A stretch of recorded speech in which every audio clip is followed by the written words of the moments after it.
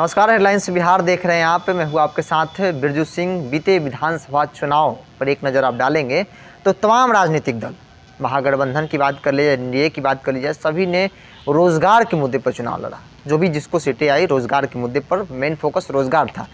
कांग्रेस विधायक दल के नेता हैं अजीत शर्मा, रोजगार के मुद्दे पर चुनाव हुआ, परिणाम भी आप लोग के सामने रहा। जो भी जिसको आया, क्या लगता है रोजगार जिस मुद्दे को लेकर चले थे वो सफल रहा? आज रोजगार मिली क्या?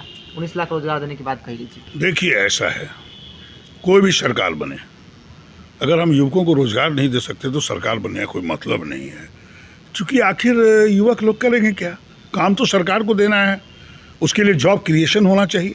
अब 2014 में ले लीजिए, नरेंद्र मोदी जी जब चुनाव लड़ रहे थे, भारतीय जनता पार्टी, तो 2 करोड़ युवकों को प्रत्येक वर्ष रोजगार देने की बात किया। इस बार विधानसभा चुनाव में एनडीए की सरकार कहते हैं, एनडीए की पार्टी ने, जिसमें भारतीय जनता पार्टी जदयू था, 19 लाख सरकार बनते ही मैं युवकों को रोजगार दूंगा। रोजगार तो देने की बात छोड़िए, बेरोजगारी क्या हुआ है ये 1.5 सालों में वो बिहार में देखिए। ये लोग खाली झूठ ही बोलते हैं और भारतीय जनता पार्टी तो झूठ बोलने का पुलिंदा है। महंगाई का देखिए, सब कुछ बेचने पर लगे हैं। कहते हैं कांग्रेस के टाइम को देखिए, क्या किया इन्होंने। कांग्रेस ने जो इंफ्रास्ट्रक्चर तैयार किया, चाहे वो एयरपोर्ट हो, चाहे LIC हो, LIC जो नेहरू जी का स्थापना किया हुआ है, आज बेच रहे हैं। खाली LIC की बात क्या कर रहे हैं, सारे लोग बेच रहे हैं। अगर आप बेच दोगे प्राइवेट सेक्टर्स में तो युवकों को रोजगार कहाँ से मिलेगा? इसलिए मेरा मानना है, जनता सब देख रही है, बिहार हो, देश की जनता हो, सब देख रही है, युवकों को रोजगार नहीं मिल रहा है। और यही युवक अगला जो 2024 का चुनाव होगा लोकसभा, भारतीय जनता पार्टी और एनडीए की सरकार को दिल्ली के गद्दी से उतार फेंकेगी और फिर कांग्रेस की सरकार बनेगी और युवकों को रोजगार मिलेगा। एक सवाल है, हवाई अड्डा निजीकरण को लेकर बात हो रही है। 3 मुख्य सड़कें बिहार की है, निजीकरण का एक दौर चल पड़ा है। क्या इस निजीकरण के दौर में जो लगातार एनडीए, मोदी जी भी खुद कहते थे कि युवाओं को 2 करोड़, जैसा कि आपने कहा 2 करोड़ रोजगार मिलेगी, ऐसे में क्या युवा उपेक्षित रह जाता है? आप बात कर रहे हैं, युवा तो उपेक्षित रह ही रहे ना। आप जितना सरकारी उपक्रम है आप उसको बेच दोगे निजी हाथों में। अब देखिए, सड़क से आपको टैक्सेस आते हैं, आप दे रहे हो निजीकरण में।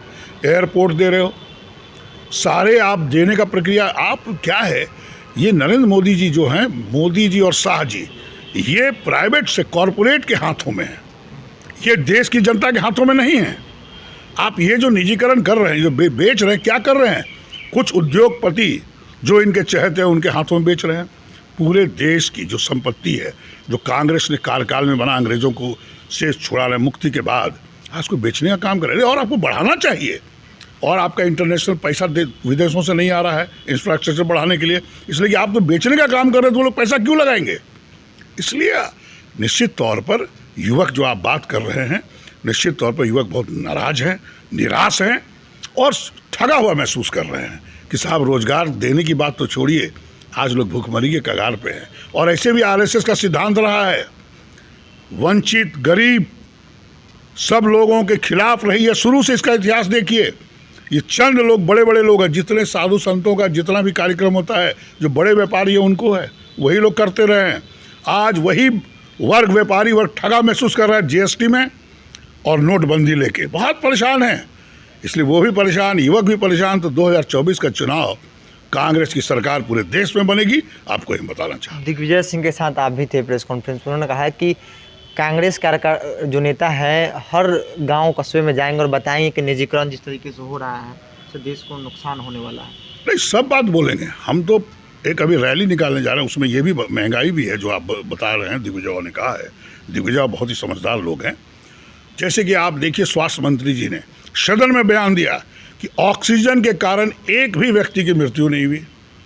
आप भी पत्रकार हैं, पूरी बिहार की जनता जान रही है कि ऑक्सीजन के बिना मृत्यु हुई है, उसी के बिना हुई है। ऑक्सीजन था कहाँ? मिल ही नहीं रहा था लोगों को, और वो कहते हैं एक भी व्यक्ति की मौत नहीं हुई है।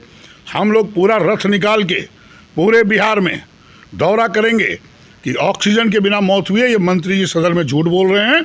और दूसरी बात, आप कह रहे हैं कि वो बताने की बात, नरेंद्र मोदी जी खाली झूठ बोले हैं।